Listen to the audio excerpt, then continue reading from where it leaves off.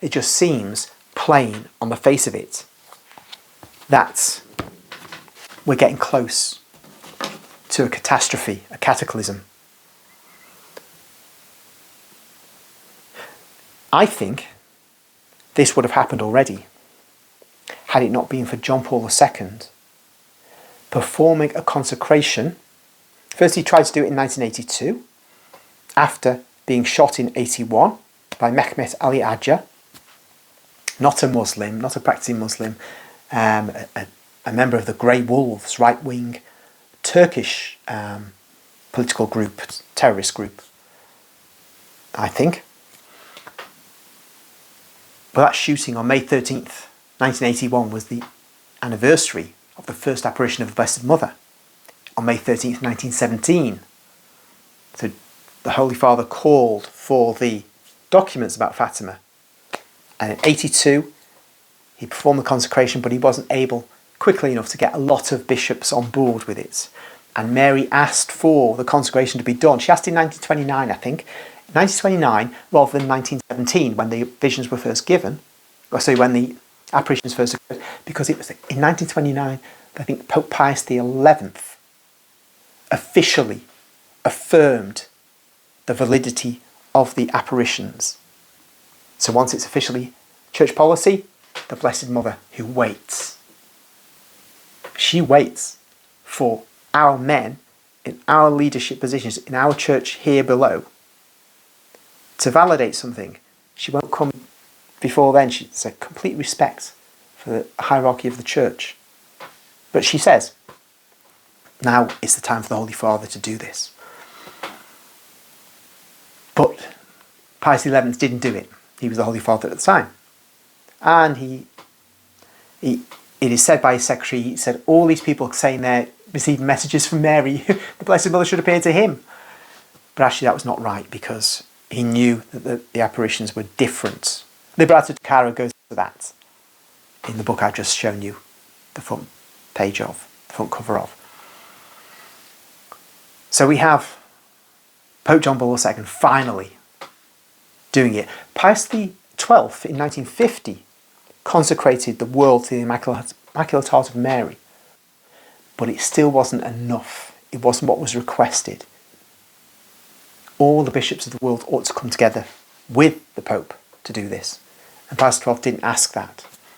And he wasn't really responsive for the rest of the 1950s to the request of the Blessed Mother. I think there may have been something he did in 1942, but put that to one side. Consecration done in 1950 by him alone, and he didn't really revisit the issue again, and he died in 1958. Well, Pope John Paul II decides he's going to do the consecration again, and he does it in 1984, 2 years later. And this time he's given the bishops of the world, including the Eastern Orthodox bishops, notice, requesting them to join in with him in this act of consecration of Russia to the Immaculate Heart of Mary. The problem is, he doesn't mention Russia explicitly. And that seems to be under advice, perhaps primarily from the Cardinal Secretary of State, who's the point man for foreign relations for the Vatican. But it isn't done. Remember, the Soviet Union still exists at this point. And there's always been the Church being careful when dealing with these communist powers. But the problem is, if Russia's not mentioned, the request of Mary to consecrate Russia to my Immaculate Heart has not been complied with. It has partially been complied with. It's not necessarily either or, but we can say that, to be on the safe side, a consecration of Russia itself by all the bishops of the world to the Immaculate Heart of Mary is what is needed, especially in these dangerous times. So I think that had the Pope not done that, we would have had nuclear war in the 1980s. It was building up. Us putting Tomahawk missiles into the European theatre.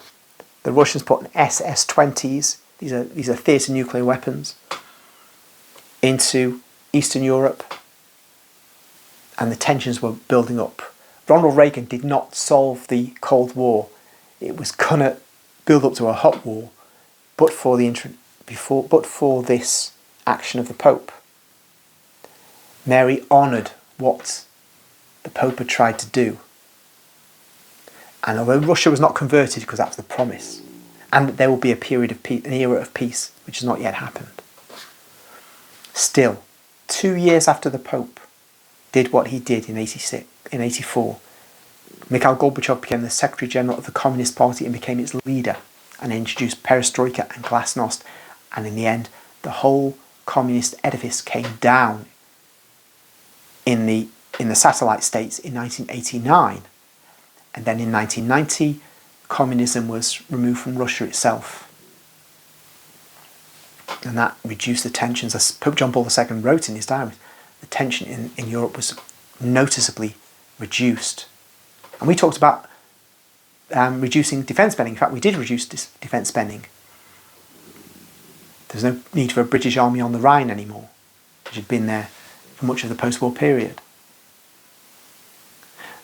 But the key point is that the era of the Antichrist probably would have come, because nuclear war, it seems to me, some massively disruptive event like a nuclear war is what is needed to remove the normal political structures and allow a single leader who will control much of the world, not the whole world, that's not what the book of Revelation indicates, but have control of much of the world, and we can say especially Europe and the daughters of Europe in North America, daughter nations of Europe and Australasia, because these are the children of the Catholic Church, all of them. So it'd be proper for the Antichrist to rule in that place, or to have dominion in that place. Perhaps a spiritual dominion, because there's another point about the Antichrist. I think Maria Valtorta is saying he's not a world political leader, but actually a very high cleric, and one would think a pope, or a purported pope. The coming of the Antichrist would seem to have been delayed by John Paul II, because nuclear war was not on the agenda for the rest of the 1990s. But now it's come back on the agenda, perhaps even more dangerously. There's even more risk of it than there was when we had the old Cold War, where both sides respected each other. And of course there could be miscalculations, and there were, and I think God prevented nuclear holocaust because of that. I could talk about some of those near misses, but I won't go into that now. We now have reached the point where time has passed on. We've been given time by John Paul II's actions. We've not repented. We've gone further and further into vice in our nations. And we've gone further and further into sheer bloody-mindedness in our international relations. We treat Russia abominably. I think we do. We need not like Russia, but in the past we respected Russia. From the fall of the Soviet Union and the installation of the drunk Boris Yeltsin, who was a puppet of ours indirectly, but directly a puppet of the oligarchs, who have the same stripe as the people who run Israel, milking Russia dry, milking it dry. Life expectancy in Russia in the 90s went down through the toilet. Only when Vladimir Putin became head, an actual Russian, you start getting a change. Because if you have people who are not of your people running your country, things aren't going to go very well. And Vlad, for all his faults, has pursued a policy which differs from that of Yeltsin, who was our man, and has been to the benefit of the Russian people. And so I think that British people should be running their own show for their own benefit, and the Americans for their own benefit, and the French for their own benefit, and so on. not for some other interest, not for some global interest. Or no, if we don't say global interest, there are other interests that one could be pursuing one's national policy for. They should only be for the interests of the native peoples. And then you can possibly get sanity. But we've not got sanity. That's why we're taking an aggressive posture towards the Russians. That's why we're assisting Israel in every way. What on earth is it in Britain's interest to assist Israel? We need a flow of oil. We don't even get coal out of the ground. We have 300 years of coal, maybe 3,000 years of coal beneath our British feet. And we've stopped coal mining. And so we've got a very serious energy security issue, but our leaders don't care because they're following an agenda that is not British. And if you think, well, all these greenhouse gases, we firstly produce no more than 2% of the world's greenhouse gases. No more than that. If we were to go back to the Stone Age, things would just carry on as they are. And if we do produce the 2% of the world's greenhouse gases,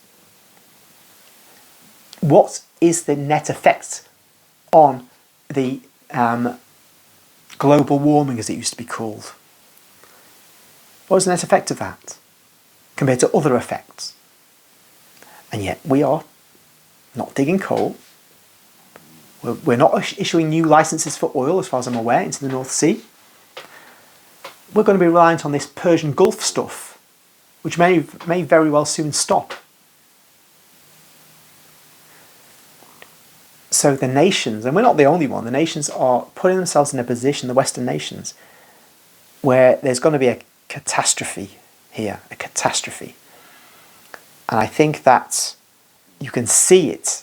You don't have to be religious, you don't have to follow Maria Valtorta. You can be an atheist, you can see things are building up.